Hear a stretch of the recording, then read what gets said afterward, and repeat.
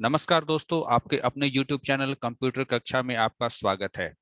आज का video students Jharkhand board वालों के लिए है जो कि क्लास 12 में आ चुके हैं और क्लास 12 में अभी तक उनको सिलेबस नहीं मालूम कि कंप्यूटर साइंस का सिलेबस क्या है। ऐसे तो 2023 का सिलेबस अब तक नहीं आया है, लेकिन बहुत सारे स्टूडेंट्स चाहते हैं कि वो अपनी पढ़ाई को शुरू कर दें और मेरा मानना भी यही है कि इंतजार ना करें कि सिलेबस कब तक आएगा। आप चाहें तो पहले से ही पढ़ाई को शुरू कर सकते हैं और ऐसे भी आपने जिस तरीके से मैथ फिजिक्स केमिस्ट्री का अपना सिलेबस स्टार्ट कर दिया होगा मेरे ख्याल से, उसी तरीके से कंप्यूटर का भी सिलेबस आपको शुरू कर देना चाहिए। कंप्यूटर में क्या क्या पढ़ना है बहुत सारे स्टूडेंट्स को मालूम भी नहीं है, तो हम लोग देखेंगे कि कंप्यूटर का जो है सिलेबस क्या है। हम बात करने वाले हैं ओल्ड सिलेबस की।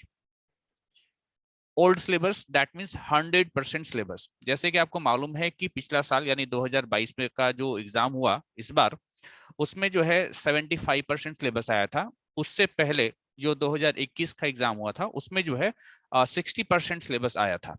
ठीक है, इस बार क्या हो सकता है, 75% हो सकता है कि 60% हो सकता है ना।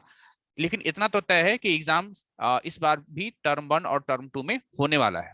खैर, सिलेबस क्या है वो हम लोग को अभी तक नहीं मालूम, तो मेरा सजेशन है कि सारे स्टूडेंट्स जो हैं वो 100% सिलेबस की तैयारी करें। इसका एक कारण ये भी है कि बहुत सारे स्टूडेंट्स अब अगले साल जब 12 का एग्जाम देंगे तो बहुत सारे कॉलेजेस में हो सकता है कि कुछ ग्रेजुएशन के लिए, कुछ स्टूडेंट्स ग्रेजुएशन के लिए ट्राई करेंगे और ट्राई करेंगे दैट मीन्स कि अच्छे कॉलेजेस में ट्राई करेंगे। और अच्छे कॉलेजेस दैट मीन्स जो सेंट्रल यूनिवर्सिटीज है उसमें एडमिशन लेने के लिए आपको जो है पहले CUET का एग्जाम देना पड़ेगा। अगर आप लोग जो है कंप्यूटर पेपर रख रहे हैं, है ना, कि कंप्यूटर पेपर में ही आगे आगे चल करके आपको ग्रेजुएशन करना है, तो आपको जो है कंप्यूटर को आपको क्लास 12 में बेहतर तरीके से पढ़ना होगा।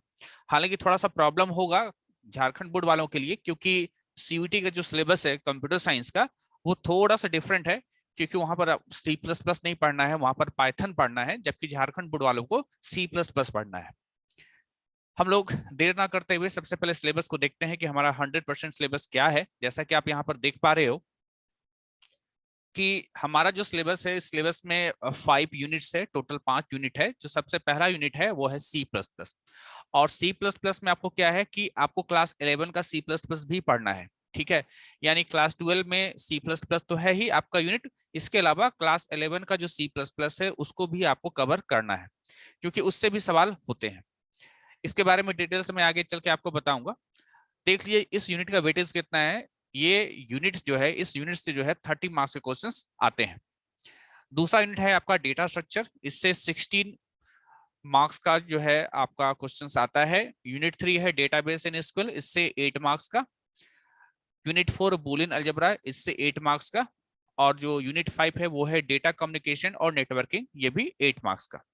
तो टोटल यहाँ पर जो मार्क्स होगा वो यहाँ 30 नहीं, यहाँ 70 होगा। ठीक है, टोटल 70 मार्क्स। तो 70 मार्क्स का आपका थ्योरी एग्जाम होने वाला है। इसमें जो चैप्टर्स आसान है वो बता दूं। इसमें जो चैप्टर्स आसान है वो है आपका डेटा कम्युनिकेशन और नेटवर्किंग, काफी आसान चैप्टर है, कंप्लीट थ्योरी है, आपको डेफिनेशन याद करना पड़ेगा। उसके बाद जो आसान चैप्टर है वो है आपका बूलियन अलजेब्रा। ठीक है, थोड़ा सा मैथमेटिक्स आपको जैसा पढ़ने को देखने को मिलेगा। उसके बाद थोड़ा आसान अगर मान के चले तो वो है आपका डेटाबेस इन एसक्यूएल।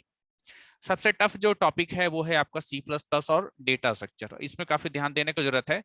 इसमें आपको जो है बिना टीचर के गाइडेंस के जो है खुद से कर पाना मुश्किल है कि C++ और डेटा स्ट्रक्चर खुद से कर पाओ। ठीक है, कहीं ना कहीं किसी ना किसी तरीके से टीचर का गाइडेंस आपको लेना पड़ेगा, चाहे ऑनलाइन हो, चाहे ऑफलाइन हो, चाहे यूट्यूब हो। ठीक है, जिस भी माध्यम से।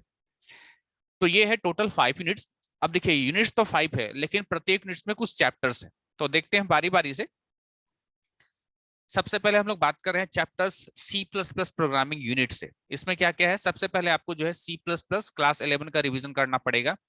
ये आपके बुक में क्लास 11 का जो है, ये जो क्लास 11 का जो रिवीजन है वो आपके बुक में ओवरव्यू ऑफ C++ के नाम से आपको एक चैप्टर मिलने वाला है। उसके बाद चैप्टर नंबर 2 है object oriented programming, complete theoretical जो है ये टॉपिक है। उसके बाद है आपका फंक्शन ओवरलोडिंग, प्रोग्रामिंग वाला है टॉपिक। उसके बाद है क्लास एंड ऑब्जेक्ट्स, काफी बड़ा चैप्टर है, काफी बड़ा चैप्टर, ज्यादा समय क्लास एंड ऑब्जेक्ट को कवर करने में लगता है। और ये बेस है, ये क्लास एंड ऑब्जेक्ट जो है बेस है, बाकी जितना चैप्टर्स आगे जो चैप्टर्स है उसका बेस है आपका क्लासेस एंड ऑब्जेक्ट। आपका चैप्टर 5 है कंस्ट्रक्टर और डिस्ट्रक्टर, काफी इंपॉर्टेंट चैप्टर है। इसके बाद है आपका इनहेरिटेंस, देन है आपका डाटा फाइल हैंडलिंग, और उसके बाद है पॉइंटर्स। यहाँ पर जो चैप्टर डेटा फाइल हैंडलिंग है, इससे जो है क्वेश्चंस पहले भी काफी कम आता था, मुश्किल से 2 मार्क्स का क्वेश्चंस आया है ना। तो और ये चैप्टर काफी टफ भी है, क्योंकि इस चैप्टर को समझने के लिए, डेटा फाइल हैंडलिंग को समझने के लिए पहले आपको पॉइंटर को पढ़ना पड़ेगा। पॉइंटर पढ़े रहेंगे उसके बाद आपको डेटा फाइल हैंडलिंग समझ में आएगा। तो यहाँ पर सारे चैप्टर को इंपॉर्टेंस दे सकते हैं, डेटा फाइल हैंडलिंग को चाहे तो आप इग्नोर कर सकते हैं, इससे क्वेश्चंस कभी कभी नहीं भी आता है। अब बात करते हैं हम लोग 2 यूनिट, एक यूनिट है डेटा स्ट्रक्चर और एक यूनिट है आपका डेटाबेस और एसक्यूएल। डेटा स्ट्रक्चर यूनिट, इसमें 2 चैप्टर है। एक चैप्टर का नाम है एरे, चैप्टर नंबर 9, और चैप्टर नंबर 10 आपका है लिंक्ड लिस्ट, स्टैक और क्यू। काफी इंपॉर्टेंट चैप्टर है, और चैप्टर नंबर 9 और चैप्टर नंबर 10 आप तभी कवर कर पाएंगे, तभी आप समझ पाएंगे जब आपने जो है सी प्लस प्लस को पढ़ रखा है। अगर आपने सी प्लस प्लस नहीं पढ़ा है तो आपको ये चैप्टर 9 और 10 बिल्कुल भी समझ में नहीं आएगा। अब बात करते हैं डेटाबेस एंड एसक्यूएल। ये जो आपका यूनिट है ना, इसके यूनिट में 2 चैप्टर है, एक है आपका डेटाबेस कॉन्सेप्ट और दूसरा है आपका एसक्यूएल। इसके बाद आते हैं 2 यूनिट और है आपका बूलियन अलजेब्रा, एक यूनिट है, और दूसरा यूनिट है आपका डेटा कम्युनिकेशन और नेटवर्किंग। दोनों यूनिट में केवल एक एक चैप्टर ही है, ठीक है। बूलियन अलजेब्रा यूनिट में भी केवल एक चैप्टर है बूलियन अलजेब्रा, और डेटा कम्युनिकेशन और नेटवर्किंग ये जो आपका यूनिट है उसमें भी केवल एक ही चैप्टर है, वो है डेटा कम्युनिकेशन और नेटवर्किंग। तो टोटल 14 चैप्टर्स जो है वो आपको पढ़ने हैं क्लास 12 के सिलेबस में। ये 100% सिलेबस है आपका। अब बात करते हैं बुक की। तो अगर हम बात करें बुक की, तो आपके पास 2 ऑप्शन है, 2 राइटर हैं। एक है आपका सुमिता अरोड़ा, यहाँ स्पेलिंग थोड़ा सा मिस्टेक हो गया है, आप देखिए यहाँ पर दिया हुआ है सही नाम सुमिता अरोड़ा, ठीक है। सुमिता अरोड़ा जो राइटर है, इसका क्लास 12 का जो बुक है वो 2 वॉल्यूम में आपको मिलेगा, वॉल्यूम 1 और वॉल्यूम 2। वॉल्यूम 1 में आप जो है 3 यूनिट कवर कर पाएंगे, सी प्लस प्लस कंसेप्ट, इसके बाद जो है फाइल हैंडलिंग इसी का हिस्सा मान के चलिए, और डेटा स्ट्रक्चर, मतलब 2 यूनिट, ठीक है। यानी वॉल्यूम 1 में आप 2 यूनिट कवर कर पाएंगे, एक होगा सी प्लस प्लस प्रोग्रामिंग और दूसरा आपका होगा डेटा स्ट्रक्चर। जहां तक बात करते हैं वॉल्यूम 2 का, तो वॉल्यूम 2 में आप जो है 3 यूनिट कवर कर पाएंगे। एक यूनिट है आपका डेटाबेस एंड एसक्यूएल, दूसरा यूनिट है आपका बूलियन अलजेब्रा, और तीसरा यूनिट है आपका नेटवर्किंग बेसिक्स। तो आप देख लीजिएगा, आपको जो लैंग्वेज बेहतर लगेगा, इस बुक को जो है खरीदने से पहले इसका लैंग्वेज देख लीजिए। कहीं भी दुकान वगैरह में जाते हैं, शॉप वगैरह में जाते हैं, तो वहां पर 1-2 पेजेस पढ़ करके देख लीजिए कि लैंग्वेज आपको समझ में आ रहा है कि नहीं आ रहा है। मेरे लिए तो ये बुक काफी अच्छा है, मैं ज्यादा सजेस्ट करता हूँ कि आप सुमिता अरोड़ा का ही बुक लीजिए। और अगर ये बुक अवेलेबल ना हो तो फिर आप जो है यहाँ पर रीता साहू और गगन साहू, ठीक है, ये सेकेंड बुक है, इसको ले सकते हैं। इन दोनों में से कोई एक लेना है आपको, ठीक है। ये 2 वॉल्यूम वाला बुक ले सकते हैं, या ये सिंगल वॉल्यूम वाला है। ये सिंगल वॉल्यूम वाला जो राइटर है उनका नाम है रीता साहू एंड गगन साहू, और ये जो 2 वॉल्यूम वाला बुक है ना, इसमें जो है आपके राइटर का नाम है सुमिता अरोड़ा। तो इन दोनों में से कोई भी बुक जो है आप परचेज कर सकते हैं, दोनों बुक बहुत ही अच्छा है। दोनों में डिफरेंस क्या है वो मैं बता दूं। डिफरेंस यहाँ पर बेसिकली आपका ये है कि जो सुमिता अरोड़ा बुक है इसमें थ्योरी बहुत अच्छा दिया हुआ है, काफी समझाया गया है, ठीक है, काफी गहराई से समझाया गया है। और जो आपका सुमिता अरोड़ा के अलावा ये जो दूसरा बुक है रीता साहू, इस बुक में क्या है, एकदम पॉइंट टू पॉइंट बात किया गया है। यानी वे स्टूडेंट जिनको एग्जाम में केवल पास करने से मतलब है, पास करने का मतलब कि काफी अच्छा नंबर से केवल पास करने से मतलब है, ठीक है, वो computer science with C plus plus Rita Sahu, इस बुक को परचेस कीजिए।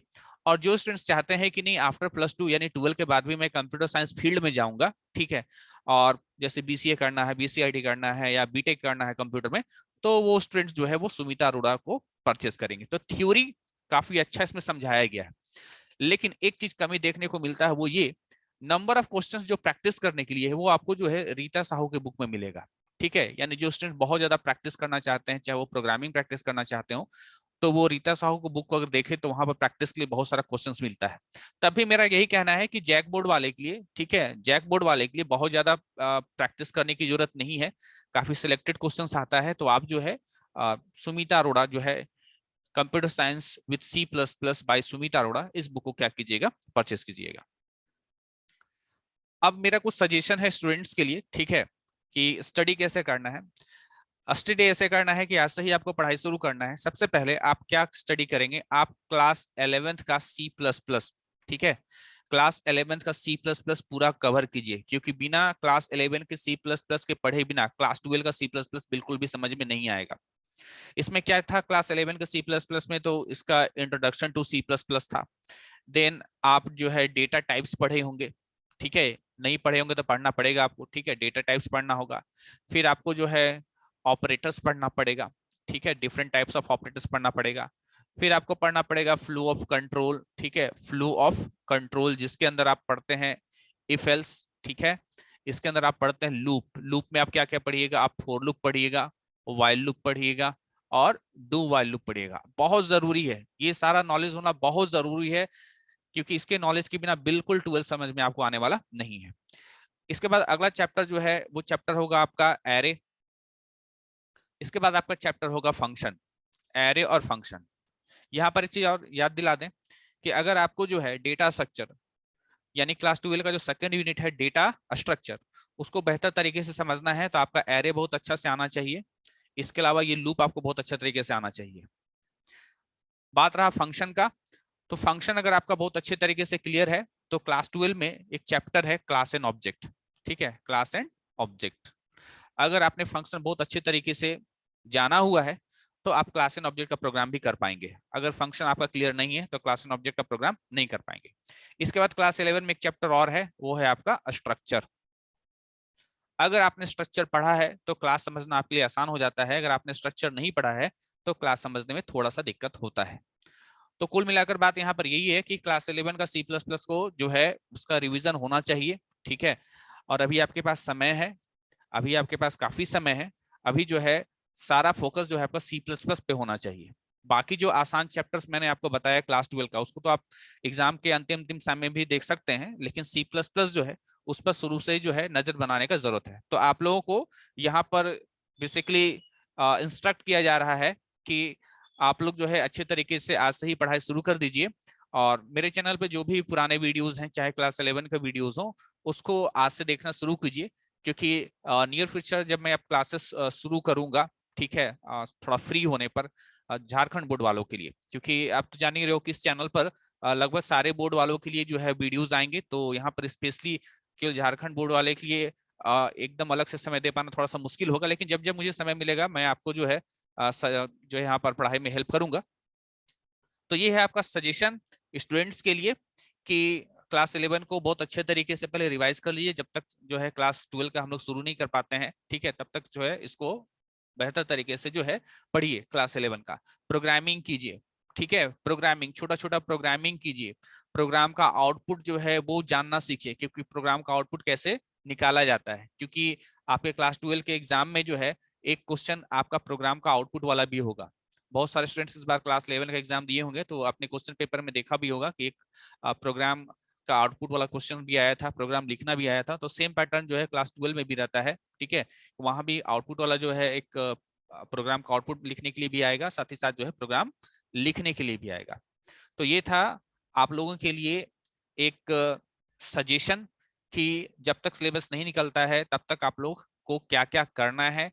सिलेबस भी आपको बता दिया गया, 100% सिलेबस आपको बता दिया गया है, और आज से ही जो है ये सारे सिलेबस को फॉलो करना शुरू कर दीजिए, और जिस जिस जिस जिस क्रम में बताया गया है उसी क्रम में जो है आपको पढ़ना है। तो पहले क्लास 11 का सी प्लस प्लस का सारा चीज, ये टॉपिक जो देख लीजिएगा, एरे वगैरह देख लीजिएगा, फंक्शन देख लीजिएगा, ये सारा कुछ आपको देखना है। तो मिलते हैं हम लोग नेक्स्ट वीडियो लेक्चर में, तब तक के लिए थैंक यू।